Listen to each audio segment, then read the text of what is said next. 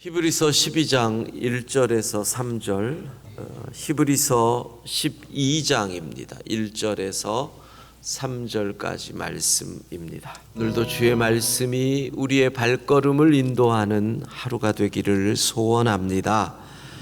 히브리서 12장 1절에서 3절까지 말씀 한 목소리로 같이 읽겠습니다. 하나님의 말씀입니다. 이러므로 우리에게 구름같이 둘러싼 허다한 증인들이 있으니 모든 무거운 것과 얽매이기 쉬운 죄를 벗어버리고 인내로써 우리 앞에 당한 경주를 하며 믿음의 주요 또 온전하게 하시는 이인 예수를 바라보자. 그는 그 앞에 있는 기쁨을 위하여 십자가를 참으사 부끄러움을 개의치 아니하시더니 하나님 보좌 우편에 앉으셨느니라. 너희가 피곤하여 낙심하지 않기 위하여 죄인들이 이같이 자기에게 거역한 일을 참으신 일을 생각하라. 아멘. 자, 우리가 광야길을 걸을 때 첫날 질문을 바꿔라. 하나님의 목적이 무엇입니까? 하나님의 뜻이 무엇입니까? 두 번째 날 광야길은 신명기 8장의 말씀을 따르면 우리를 낮추시고 굶주리시고 우리 마음이 어떠한지를 테스트하는 시간이다. 그래서 우리는 영적 다이어트에 임하는 시간으로 보자. 세 번째 날 광야길을 걸으면서 우리의 뼈에 새겨야 할 것이 두 가지인데, 하나는 잊지 말자 하나님의 은혜를. 잊으면 교만해지고, 교만해지면 내 힘, 내 능력으로 이루었다, 이렇게 될 것이기 때문에 우리는 이 길을 걸으면서 우리의 뼈에 하나님의 은혜를 새겨야 한다. 그리고 이 길을 걸으면서 날마다 공급해 주시는 만나를 먹으면서 말씀대로 살겠다라는 결단을 해야 한다. 그래서 만나 기도, 우리가 식사 기도를 할 때마다 사람이 떡으로만 사는 것이 아니라 여호와의 입에서 나오는 모든 말씀으로 사는 것을, 이 음식을 먹으며 다시 깨닫게 하옵소서. 이 기도 기억하자고 했습니다. 자, 어제 이 광야길을 통해서 우리는 자족이라고 하는 정말 중요한 덕을 이루어야 합니다. 물론 여기서 자족이라는 것은 우리는 자급자족은 아닙니다. 줄급자입니다. 스스로 주고 스스로 만족한다. 우리는 신급자족입니다. 하나님이 주시는 힘으로 만족하며 사는 것. 그래서 빌립보서 4장 13절 말씀, 내게 능력 주시는 자 안에서 내가 모든 것을 할 수 있다. 하나님이 주실 때, 그 말은 뭐예요? 하나님이 없으면 우리는 아무것도 할 수 없습니다. 그러니까 빌립보서 4장 13절 말씀은 곧 그 말인 거예요. 하나님이 없으면 나는 아무것도 아닙니다. 그래서 이 광야길을 통해서 자족의 은혜를 배워야 한다. 자, 이 광야길을 걸으면서 이제 오늘 우리에게 어떤 배움, 어떤 변화가 필요할까 정리를 해봅니다. 먼저 광야길은 테스트의 시간입니다. 나의 믿음을 보는 거죠. 무화과 나무 잎이 마릅니다. 포도나무에 열매가 없지요. 감람나무에 소출이 없고 논밭에 식물이 없습니다. 우리의 양이 없고 외양간에 송아지가 없습니다. 마치 지금 우리가 걷는 점점 우리의 은행의 잔고가 줄어드는 것과 같은 이 광야길, 거기서 테스트입니다. 없고 있는데 있고 이신 한 분 여호와 하나님으로 즐거워할 수 있느냐? 이것이 광야길의 시험입니다. 한 분 여호와로 나는 즐거워할 수 있는지 광야길에서 드러나는 거지요. 마치 학생의 실력이 시험을 통해서 드러나는 것과 마찬가지로 광야길에서 우리의 믿음이 드러납니다. 두 번째 말씀드린 것처럼 광야길은 우리를 낮아지게 합니다. 교만을 꺾습니다. 남편이 속썩이고 자식이 말썽을 부리고 돈이 부족해지면 그때 우리는 겸손해집니다. 여러분, 창조주로 인해서 우리는 당당하게 살 수 있습니다. 그런데 창조물을 붙잡으면 교만해집니다. 다시 얘기합니다.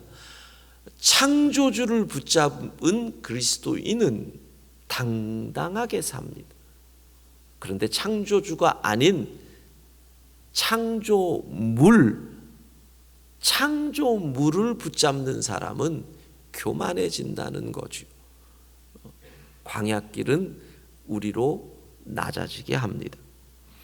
그리고 광야길은 우리로 세상 것을 끊게 해줍니다. 내가 소중하게 여기던 그것이 지금 이 상황에서 아무것도 아니잖아요. 나에게 도움을 줄 수 있는 게 없잖아요. 그렇게 만나서 저녁마다 함께 술도 마시고 즐겁게 보냈던 그 친구가 실상 이 어려움에 나에게 아무런 도움이 안 되는 거죠. 그래서 뭐라 그랬어요? 바른 우선순위를 가지라. 우선순위를 바르게 정립하는 기회가 이 광야길이라 말씀을 드렸습니다. 그리고 네 번째로 광야길은 우리로 하여금 천국을 기뻐하게 만듭니다. 편안해 보세요. 이 세상에 부족한 게 없어 보세요. 천국은 정말로 죽어서 갈 곳이지 지금 가고픈 곳은 아닙니다. 여러분 가운데 나 지금 당장이라도 천국 가고 싶다라고 말하는 분이 계시면 광야길인 겁니다. 그렇죠? 지금 먹고 살만하고 부족함 없고 행복하면 천국은 언제? 죽어서 가야죠. 지금은 죽을 때가 아니죠. 그러니까 광야길이 아니면 우리는 천국을 언제나 분리시킨다는 겁니다. 죽음 이후에 가는 곳으로 분리를 시킨다는 것이죠. 근데 광야길을 걸으면 천국이 선명해집니다. 주님이 내 눈에 선명해집니다. 빨리 가고 싶어집니다. 이게 광야길입니다. 다섯 번째, 광야길은 진짜 사랑하는 것을 보게 됩니다. 하나님을 사랑하면 이 고난 중에 나를 품으시는 하나님을 보게 될 것이고, 나를 더 사랑하면 나의 아픔으로 하나님께 분노할 것입니다. 그러니까 사라진 것, 건강, 친구, 돈, 명예, 이것으로 분노를 하느냐, 아니면 하나님의 사랑을 기뻐하느냐. 광야길은 정말 하나님의 사랑을 보게 합니다. 여섯 번째, 광야길은 그래서 못 보던 것을 보게 합니다. 아프면요, 병원이 눈에 자꾸 들어옵니다. 배가 고프면 식당이 눈에 보입니다. 자식이 말썽을 피우면 이전에 몰랐던 말썽 피운 자식으로 고통을 당하던 다른 부모님들이 눈에 보입니다. 내가 배고프면 배고픈 사람이 보이지요. 그러니까 내가 광야길을 걸으면 이전에 못 보던 것을 보게 합니다. 그러면 그 광야길이 무엇을? 내 긍휼의 지경이 넓어지는 기회가 되는 거죠. 그렇지 않으면 우리의 긍휼은 밴댕이 소가지만큼 좁아집니다. 광야길은 우리의 못 보던 것을 보게 하므로 긍휼의 지경을 넓힙니다. 그래서 결국 이 광야길을 통해서 우리의 영적인 근육이 단단해집니다. 예전에는 20kg 바벨을 못 들어서 부들부들 떨었는데 50kg를 들게 되고 70kg를 들게 된다는 것입니다. 영적 근육이 생기는 거죠. 그런 거 아시겠죠? 요즘 젊은 사람들이 돈 버는 방법 중에 이 무슨 은행이나 이런 거에서 주는 어플을 깔면 하루에 10,000보를 걸으면 100원을 입금해 주는 그런 게 있습니다. 예전에는 인심이 좋아서 10,000보 걸으면 100원을 줬는데 너무나 많은 사람이 하니까 이제는 몇 명이 합쳐가지고 내가 10,000보 걸으면 30원, 저 사람이 또 걸으면 얼마, 그래서 하루에 100원. 100원을 우습게 보지 마십시오. 한 달이면 3,000원입니다.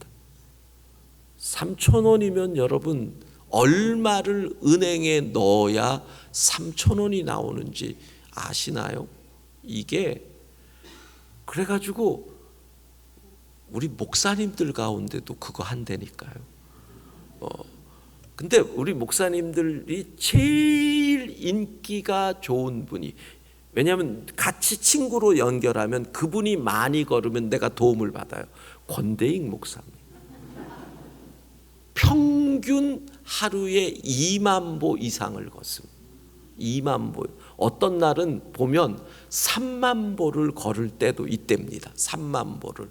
그러면 그분은 도대체 집에는 들어가는 건지, 방학동 사택에서 교회까지 새벽에 걸어옵니다.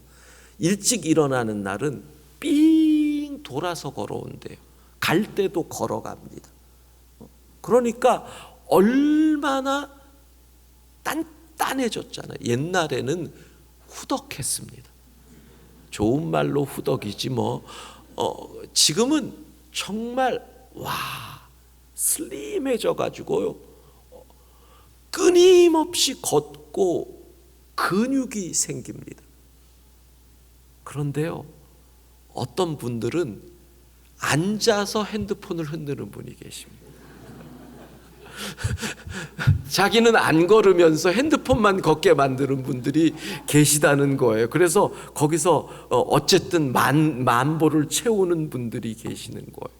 여러분, 내가 광야길을 걸어야 근육이 단단해지는 거지, 가만히 교회 안에 앉아서 성경책을 흔든다고 내 영적 근육이 단단해지는 게 아니라는 겁니다.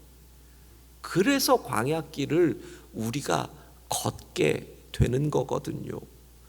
결국 이 광야길을 통해서 원하시는 것, 오늘 본문에서 히브리서 기자는 이렇게 얘기를 합니다. 12장 1절에서는 먼저 우리에게 구름같이 둘러싼 허다한 증인들이 있다.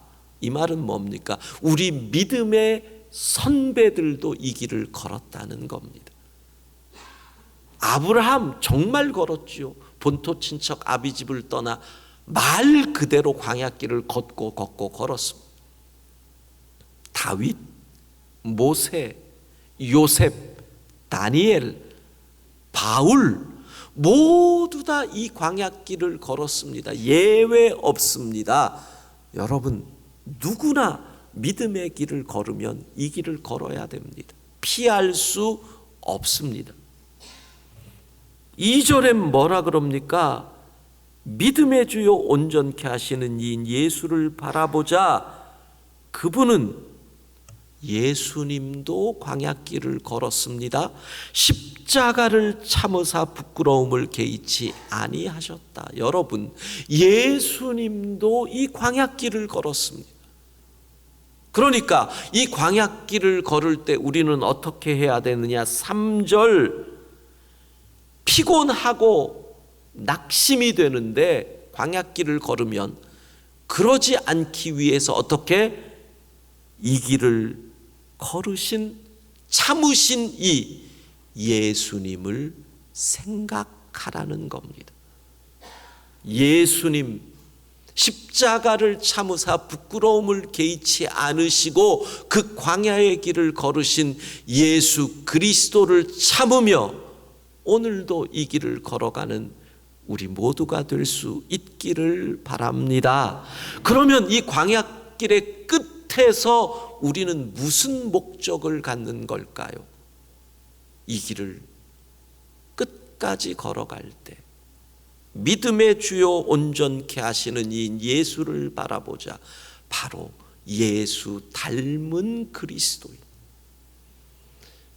이 광야길을 통해서 하나님이 우리에게 왜 이 길로 내보내시겠어요? 예수님을 닮으라고.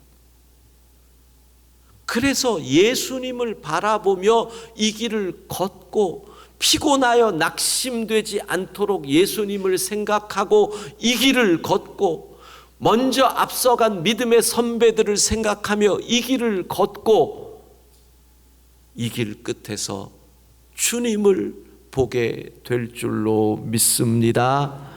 함께 찬양하십시다. 나의 가는 길 주님 인도하시네.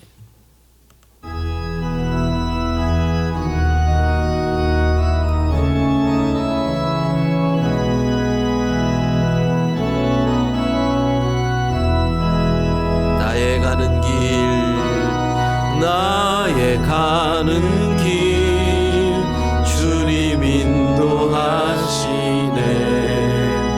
그는 보이지 않아도 날 위해 일하시네. 주 나의 인도자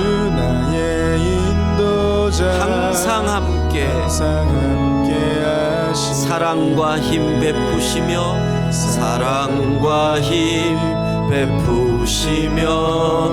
인도하시네.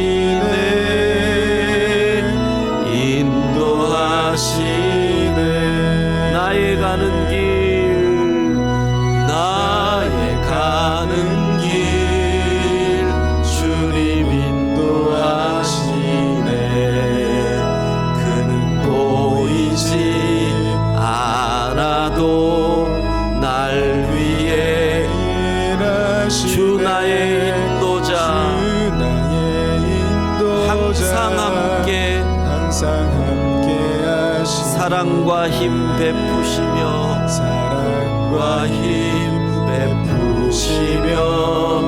인도하시네.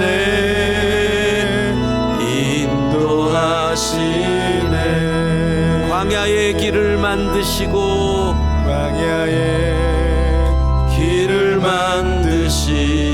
날 인도해 사막의 강 만드신 것 보라. 하늘과 땅 변해도 주의 말씀 영원 내 삶 속에 세일을 행하리. 우리 오른손 들고 나의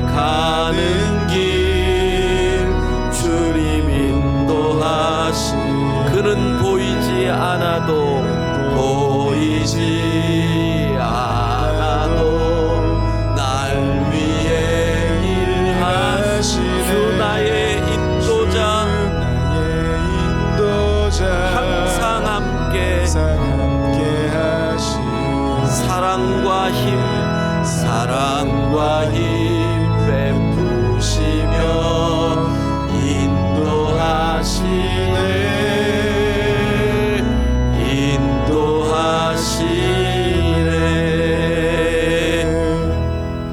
오늘도 주님께서 우리의 길을 인도하실 줄로 믿습니다.